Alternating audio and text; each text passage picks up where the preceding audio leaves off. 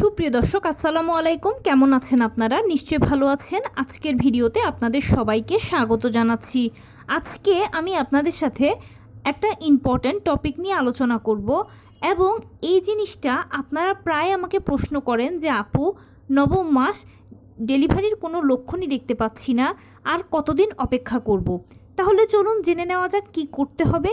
By the way, মূল ভিডিওতে যাওয়ার আগে একটা কথা বলি, আমি আমার চ্যানেলে pregnancy related, specially normal delivery related অনেক ইম্পর্ট্যান্ট তথ্য ভিডিও আকারে শেয়ার করে থাকি।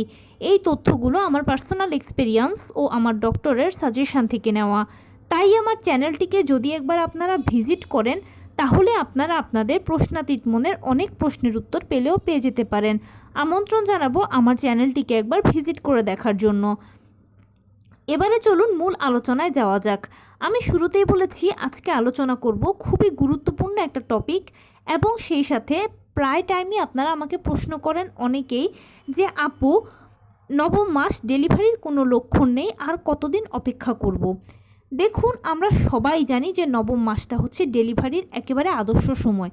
নবম মাসে যে কোনো সময় ডেলিভারি হয়ে যেতে পারে, সেটা প্রথমেও হতে পারে, মাঝামাঝিও হতে পারে, শেষেও হতে পারে। সিজারটা হচ্ছে প্রি প্ল্যান। এখানে আপনার ডাক্তার আপনাকে আগেই বলে দেবে যে অমুক দিনের অমুক তারিখে অমুক সময় সিজার হবে, আপনি সে মতে গিয়ে সিজার করাতে পারলেন। কিন্তু নর্মাল ডেলিভারিটা হচ্ছে সম্পূর্ণ একটা প্রাকৃতিক পদ্ধতি। এখানে যে কোনো সময় যে কোনো মুহূর্তে ডেলিভারি প্রক্রিয়া শুরু হয়ে যেতে পারে। কার কখন কোন দিন কোন সময় ডেলিভারি প্রক্রিয়া শুরু হবে সেটা নির্দিষ্ট করে কেউ বলতে পারবে না। জোর করে ডাক্তার দিয়ে টানাহেঁচড়া করে কোনো মতেই কিন্তু নর্মাল ডেলিভারি সম্ভব নয়। পদ্ধতিটা যেহেতু প্রাকৃতিক, তাই প্রথম থেকে শেষ পর্যন্ত প্রতিটি ধাপই প্রাকৃতিকভাবে শুরু হয়ে প্রাকৃতিকভাবেই শেষ হবে। আর প্রাকৃতিক সব কিছু যেমন ভালো, তেমনি এগুলোর জন্য কিন্তু সময় দিতে হয়, সময় নিতে হয়, অপেক্ষা করতে হয়। ধৈর্য ধরে অপেক্ষা করলেই কিন্তু আপনি সফলতা পাবেন। সাধারণত নবম মাসে 37 থেকে 40 সপ্তাহ হচ্ছে নর্মাল ডেলিভারির আদর্শ সময়। এই সময়টার মধ্যেই কিন্তু ম্যাক্সিমাম নর্মাল ডেলিভারি হয়ে যায়। কারো 37 সপ্তাহে হয়, কারো 38 সপ্তাহে হয়, কারো 39 সপ্তাহে হয়, কারো 40 সপ্তাহে হয়। এখন নবম মাসে আপনি যখন লাস্ট চেক আপটা করাবেন, অবশ্যই আমি আপনাদেরকে সবসময় বলি যে প্রেগনেন্সি পিরিয়ডে 4 বার চেক আপ করাতে হয়। কোন 4 বার? প্রথম কনসিভ করার পরে একবার, 5 মাসে একবার, 7 মাসে একবার, আর 9 মাসে সর্বশেষ চেক আপটা করাতে হবে আপনাকে। নবম মাসের চেক আপটা হচ্ছে খুব গুরুত্বপূর্ণ, কেননা এই চেক আপের মাধ্যমেই কিন্তু কনফার্ম হওয়া যায় যে ডেলিভারিটা কি আসলে নর্মালে হবে নাকি সিজারে হবে। নবম মাসে লাস্ট চেক আপ করানোর পরে যদি দেখেন যে না, বাচ্চার সব কিছু ঠিক আছে, মানে বাচ্চার পানি, পজিশন, প্লাসেন্টা, ওজন সব কিছু পজিটিভ আছে, ডাক্তার নর্মাল ডেলিভারি কথাই বলছে, সেই সাথে আপনিও সুস্থ আছেন, মানে ডায়াবেটিস, হাই ব্লাড প্রেশার বা অন্য কোনো জটিল রোগ নেই, গর্ভকালীন যে ব্যথা কষ্টগুলো থাকে এগুলো বাদ দিয়ে অন্য আর কোনো সমস্যাই আপনার নেই, তাহলে ইনশাল্লাহ ধরে নেওয়া যেতে পারে আপনার ডেলিভারিটা নর্মালই হবে। আপনি ও বাচ্চা উভয়ই নর্মাল ডেলিভারির জন্য ফিট আছেন। তখন এই ক্ষেত্রে যেটা করবেন সেটা হচ্ছে নর্মাল ডেলিভারির জন্য আপনারা অপেক্ষা করবেন। এখন নর্মাল ডেলিভারি যেহেতু প্রাকৃতিক পদ্ধতি, এটা কিন্তু বডি আগেই কিছু সাইন দেয়। এই সাইনগুলো যদি আপনি ধরতে পারেন তাহলে বুঝতে পারবেন যে ডেলিভারিটা নর্মালে হতে যাচ্ছে, আরও বেশি কনফার্ম হবেন। তো অনেকগুলোই সাইন আছে বা সিমটম আছে, কিন্তু তার মধ্যে 4টি সিমটম আছে যেটা একেবারে ডিরেক্ট নর্মাল ডেলিভারিকে ইঙ্গিত করে। সেই 4টি সিমটম কী কী? ঘন ঘন পেট শক্ত হওয়া, ঘন ঘন প্রস্রাব পাওয়া, কোমরের তলপেটে ব্যথা, ব্যথাটা আস্তে আস্তে পায়ের দিকে যাওয়া, এটাকে ফলস পেইন বলে। এই ব্যথাগুলো বা এই কষ্টগুলো যখন নিজের মধ্যে দেখতে পাবেন তখন আরও বেশি শিওর হবেন যে হ্যাঁ, ডেলিভারিটা নর্মালেই হবে।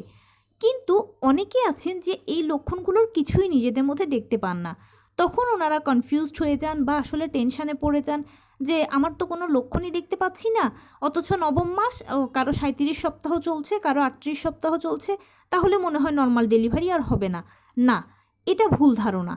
নর্মাল ডেলিভারির ক্ষেত্রে যেটা হয়, অনেকের বেশিরভাগ মানুষেরই কিন্তু এই লক্ষণগুলো দেখা দেয়। এরপরে যে নর্মাল বা স্বাভাবিক প্রক্রিয়াটা, যে প্রথমে পিরিয়ড শুরু হওয়া, পানি ভাঙা, পেইন আসা, এরপরে বাচ্চা হওয়া, এই প্রসেসে বা এই প্রসেসটাতে কিন্তু 90% ডেলিভারি হয়ে যায়। কিন্তু কিছু কিছু ব্যতিক্রম ডেলিভারিও আছে।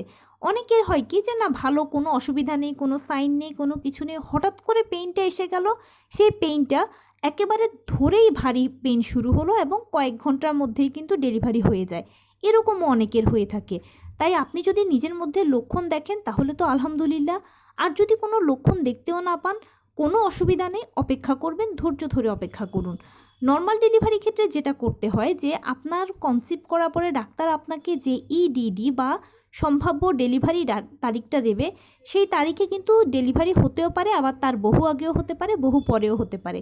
যদি সেই তারিখ পার হয়ে যায় তাহলে ডাক্তারের কাছে যাবেন, ডাক্তার চেক আপ করে যদি সব কিছু দেখেন তাহলে আরও এক্সট্রা 7 দিন সময় আপনাকে দেবেন। সেই 7 দিনের ভেতরেও ডেলিভারি হয়ে যেতে পারে বা লক্ষণ দেখতে পারেন।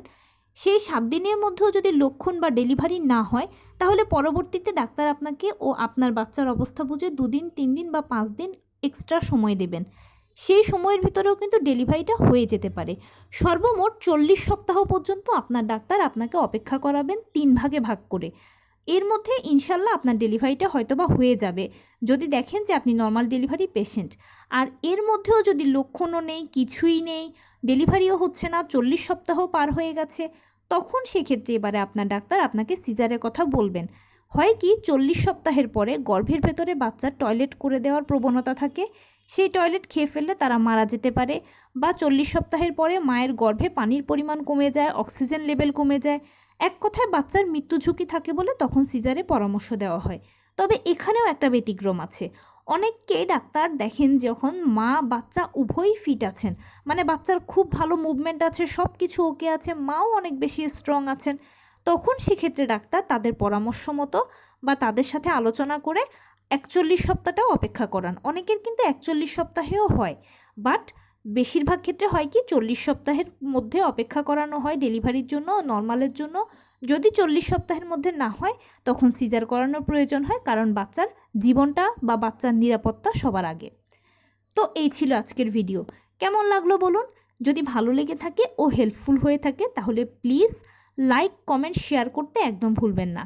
আর সেই সাথে আমার চ্যানেলটিকে সাবস্ক্রাইব করার বিনীত অনুরোধ রইল। পাশে থাকা বেল আইকনটি ক্লিক করে দেবেন যেন আমি ভিডিও আপলোড করার সাথে সাথে আপনারা নোটিফিকেশান পেয়ে যান। যদি কোনো প্রশ্ন থাকে কমেন্টসে জানাবেন, আমি রিপ্লাই দেব। প্লাস যদি কোনো পরামর্শ থাকে যে কোন বিষয়ের উপরে ভিডিও বানালে আপনারা উপকৃত হবেন সেটাও জানাবেন। আমি আপনাদের পছন্দের সর্বোচ্চ প্রায়োরিটি দেব। ভালো থাকবেন, সুস্থ থাকবেন। আসসালামু আলাইকুম।